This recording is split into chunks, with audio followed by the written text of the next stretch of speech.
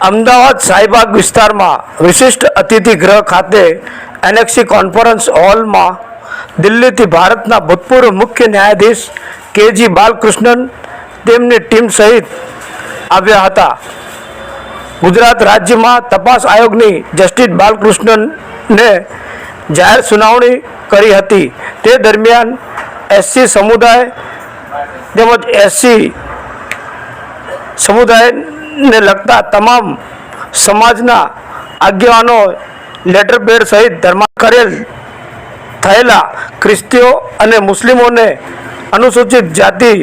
અનામત શ્રેણીમાં સામેલ ના કરવા અને તેઓને જાતિનો લાભ ન આપવા બાબત લેખિત અને મૌખિકમાં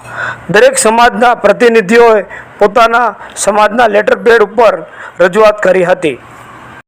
સાથે વિશ્વ હિન્દુ પરિષદના ગુજરાત હાઈકોર્ટના એડવોકેટ દીપક શુક્લાએ પણ મુલાકાત કરી હતી।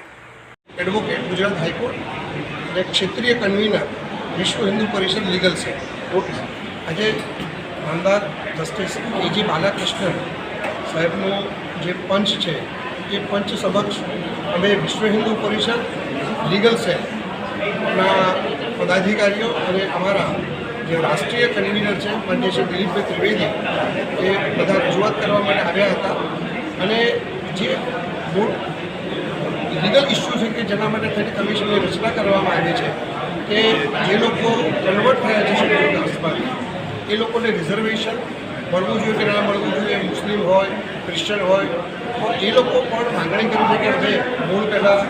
શેડ્યુલ કાસ્ટમાં હતા અને અમને પણ હવે રિઝર્વેશનનો બેનિફિટ આપો। તો અમારી જે રજૂઆત હતી વિશ્વ હિન્દુ પરિષદ તરફે કે આપણી જે ભારતીય જે હિન્દુ વર્ણ વ્યવસ્થા છે આપણું ભારતીય બંધારણ છે એની જોગવાઈઓ પ્રમાણે કોઈપણ પ્રકારની જે રિઝર્વેશન માટેની જે પણ બેનિફિટ્સ છે કે રિઝર્વેશન માટે જે નિયત થયેલા જે કાનૂનના જે પ્રાવધાનો છે એ કન્વર્ટ થાય કોઈપણ શેડ્યુલ કાસ્ટ મુસ્લિમમાં થાય ક્રિશ્ચનમાં થાય તો એને એ મળવાપાત્ર રહેતું નથી। અને અમારી પણ એ જ રજૂઆત હતી અને એ બાબતનું લિખિત અમારું આવેદનપત્ર કે જેમાં નામદાર ગુજરાત હાઈકોર્ટના 3 ફોર્મર જે જજીસ છે એ લોકોએ પણ justice R Tripathi, justice J C Upadhyay અને justice S B Shah S G Shah તો એ બધાએ પણ